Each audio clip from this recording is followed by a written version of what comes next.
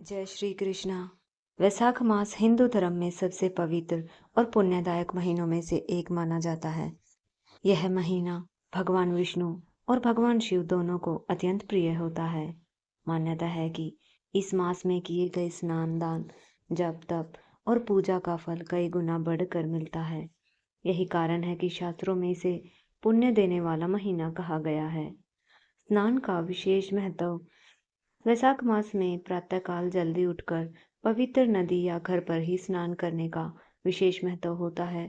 माना जाता है इस समय किया गया स्नान शरीर और आत्मा दोनों को शुद्ध करता है। इसे वैशाख स्नान कहा जाता है, जिससे पापों का नाश होता है और मन में सकारात्मक ऊर्जा आती है। अब सुनते हैं तुलसी सींचने की कथा।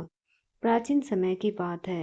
एक छोटे से गांव में गौरी नाम की एक गरीब लेकिन अत्यंत धार्मिक महिला रहती थी। उसका जीवन बेहद कठिनाइयों से भरा था। उसका पति वर्षों पहले उसे छोड़कर चला गया था और उसके पास जीविका का कोई स्थायी साधन भी नहीं था। वह लोगों के घरों में काम करके अपना जीवन यापन करती थी, लेकिन इन सब कठिन परिस्थितियों के बावजूद उसके मन में भगवान के प्रति अटूट श्रद्धा और विश्वास था। उसके आंगन में एक छोटा सा तुलसी का पौधा था, जिसे वह अपनी संतान के समान मानती थी। हर सुबह सूरज निकलने से पहले वह उठ जाती, स्नान करती और पूरी श्रद्धा से तुलसी माता को जल अर्पित करती। वह तुलसी के सामने दीप जलाती, भगवान का नाम जपती और अपने दुखों को भगवान के चरणों में समर्पित कर देती। समय बीतता गया और वैशाख मास का आगमन हुआ। यह महीना अपने साथ भीषण गर्मी लेकर आया है। धरती तपने लगी, नदियां सूखने लगी और लोगों के लिए पानी की भारी कमी हो गई। गांव के अधिकांश लोग इस तपती गर्मी के कारण अपने धार्मिक कार्यों को धीरे धीरे छोड़ने लगे, लेकिन गौरी ने अपने नियम को नहीं छोड़ा। वह रोज दूर के कुएं से पानी लाती, चाहे उसके पैर जल जाए, शरीर थक जाए, लेकिन वह तुलसी माता को जल चढ़ाना नहीं भूलती थी। उसके लिए यह केवल एक पूजा नहीं थी, बल्कि आस्था और जीवन का आधार थी। एक दिन उसकी परीक्षा लेने के लिए स्वयं भगवान साधु का वेश धारण करके उसके द्वार पर आए। उस दिन गौरी के पास बहुत ही कम पानी बचा था, जो उसने बड़ी मेहनत से तुलसी के लिए लाया था। साधु ने दरवाजे पर आकर कहा, माँ, मुझे बहुत प्यास लगी है, क्या तुम मुझे थोड़ा पानी दे सकती हो? गौरी एक पल के लिए रुकी। उसके मन में विचार आया कि यह पानी तो उसने तुलसी के लिए रखा है, लेकिन अगले ही क्षण उसने सोचा कि एक प्यासे को पानी पिलाना सबसे बड़ा धर्म है। उसने बिना किसी हिचकिचाहट के वह पानी साधु को दे दिया और मुस्कुराते हुए कहा, तुलसी माता तो मेरी भावना से ही प्रसन्न हो जाएंगी, लेकिन आपकी प्यास बुझाना मेरा कर्तव्य है। जैसे ही साधु ने पानी पिया, उनका रूप बदलने लगा। गौरी आश्चर्य से देखती रह गई।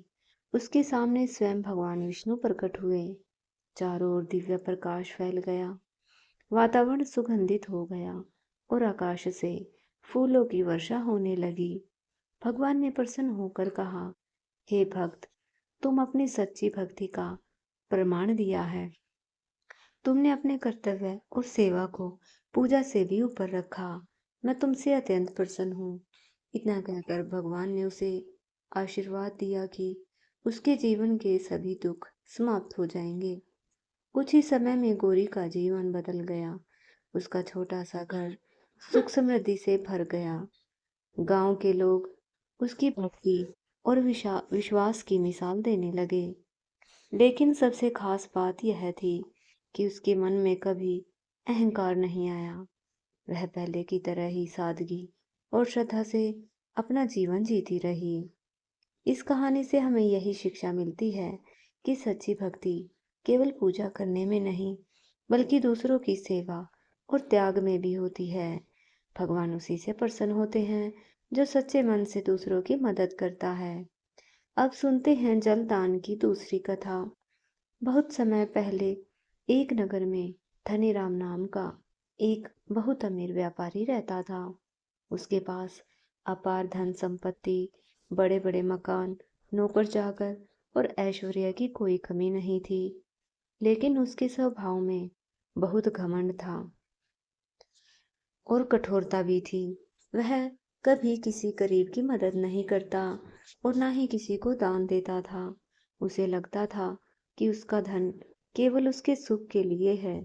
उसी नगर में एक गरीब लकड़हारा रहता था जिसका नाम रामू था। वह दिन भर जंगल से लकड़ियां काटता और उन्हें बेचकर अपने परिवार का पेट भरता था। उसके पास ज्यादा कुछ नहीं था, लेकिन उसका दिल बहुत बड़ा था। वह हमेशा दूसरों की मदद के लिए तैयार रहता था। बैसाख महीने का समय आया। सूरज की तपिश बढ़ गई। चारों ओर गर्मी से लोग बेहाल हो गए। एक दिन वृद्ध ब्राह्मण उस नगर में आया। वह बहुत प्यासा था। कई घरों के दरवाजे खटखटाए, लेकिन किसी ने उसे पानी नहीं पिलाया।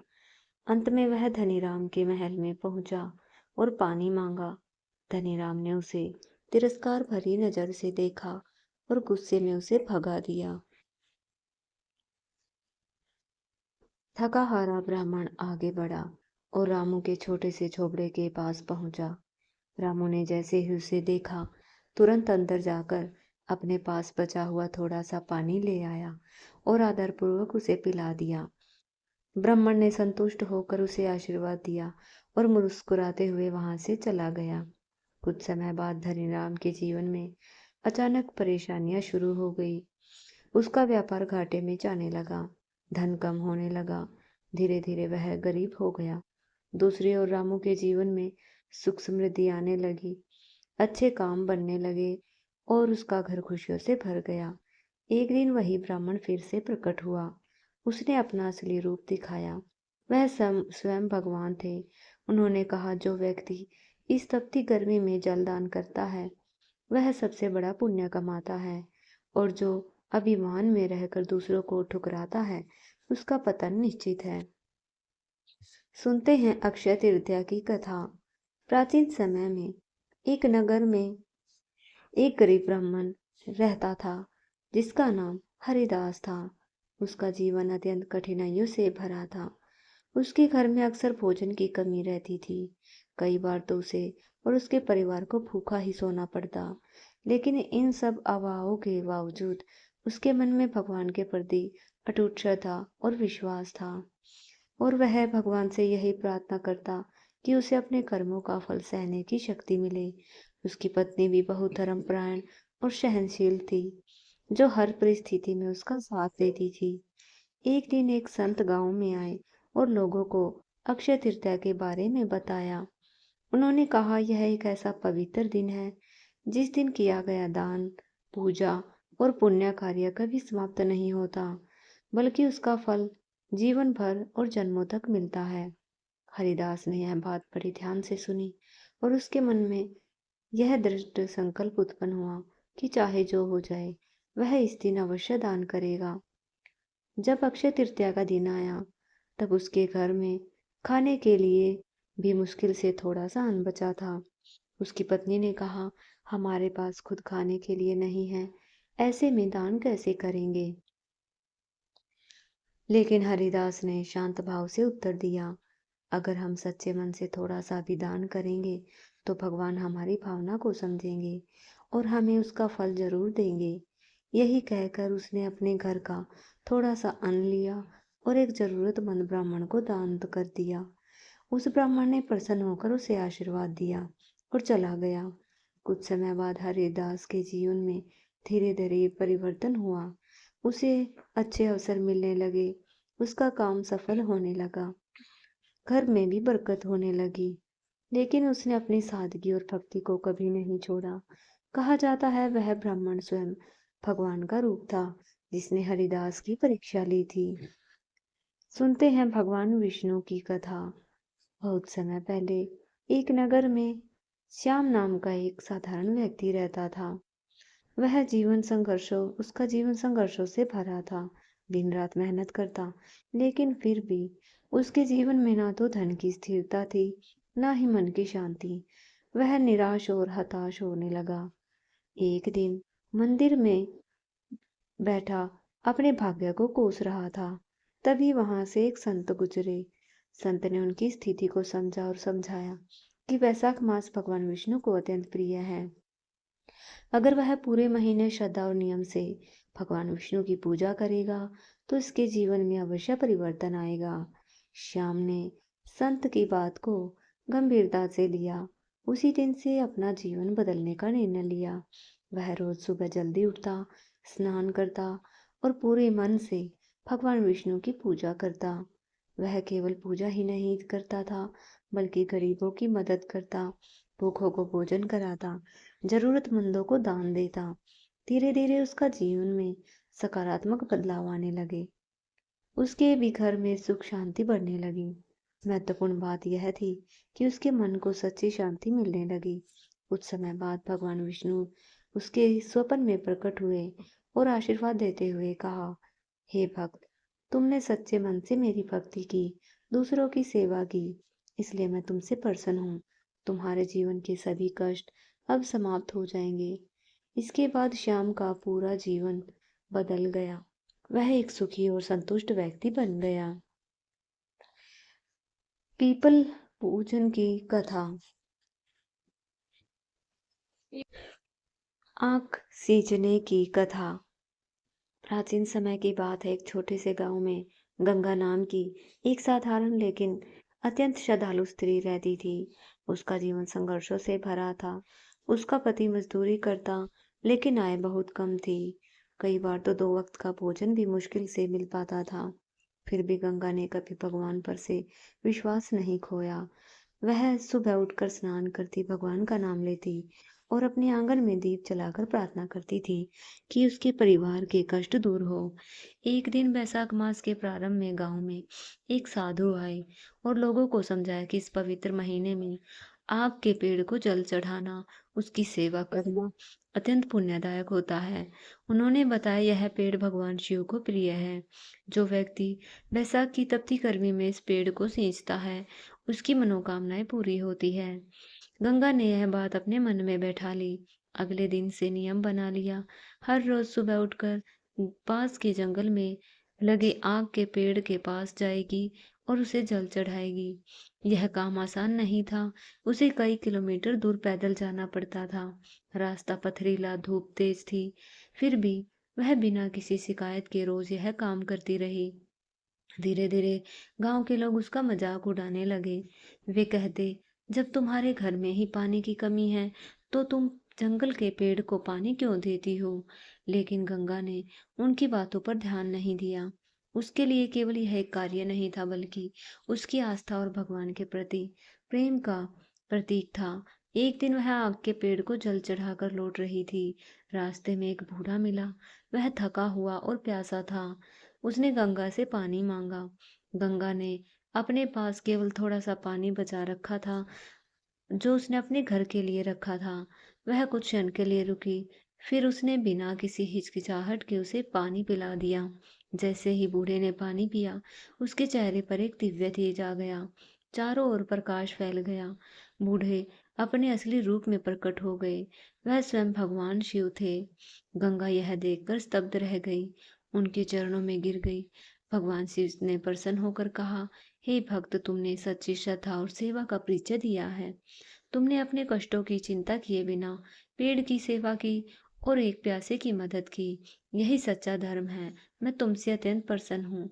इतना कहकर उन्होंने उसे आशीर्वाद दिया कि उसके जीवन के सभी दुख दूर हो जाएंगे। इसके बाद गंगा के जीवन में चमत्कार होने लगे। उसके पति को अच्छा काम मिलने लगा। जीवन की सभी परेशानियां समाप्त हो गई। गांव के लोग जो पहले उसका मजाक उड़ाते थे, उसकी भक्ति की प्रशंसा करने लगे और उसकी तरह सेवा करने लगे। गंगा में कभी अपने इस परिवर्तन पर घमंड नहीं आया। वह पहले की तरह ही सादगी और श्रद्धा से अपना जीवन जीने लगी। एक मिनट रुकिए। जानते हैं वैशाख मास के महात्म्य के बारे में। वैशाख मास को ब्रह्मा जी ने सभी मासों में उत्तम और शीत बताया है। वह माता की भांति सब जीवों को सदा अभिष्ट वस्तु प्रदान करने वाला है। धर्म, यज्ञ, क्रिया और तपस्या का सार है। संपूर्ण देवताओं द्वारा पूजित है। जैसे विद्याओं में वेद विद्या, मंत्रों में प्रणव, वृक्षों में कल्प वृक्ष, धेनुओं में कामधेनु, देवताओं में विष्णु, वर्णों में ब्राह्मण, प्रिय वस्तुओं में प्राण, नदियों में गंगा जी, तेजों में सूर्य, अस्त्र शस्त्रों में चक्र, धातुओं में सुवर्ण, वैष्णवों में शिव और रत्नों में कौस्तुभ मणि है। उसी प्रकार धर्म के साधन भूत महीनों में वैशाख मास सबसे उत्तम है। संसार में इसके समान भगवान विष्णु को प्रसन्न करने वाला कोई दूसरा मास नहीं है।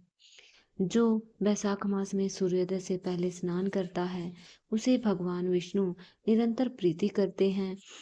पाप भी तब तक गरजते हैं जब तक जीव वैशाख मास में प्रातःकाल जल में स्नान नहीं करता।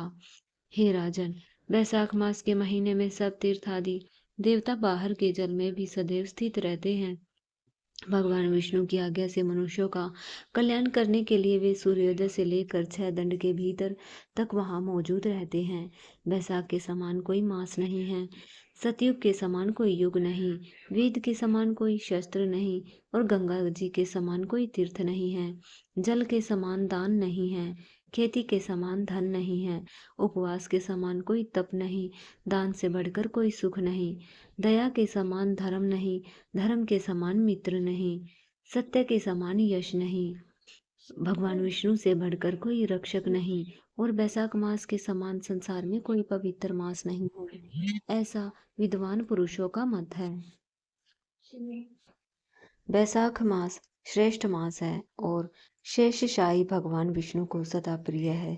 सब दानों में से जो पुण्य होता है और सब तीर्थों में जो फल होता है, उसी को मनुष्य वैशाख मास में केवल जल दान करके प्राप्त कर लेता है।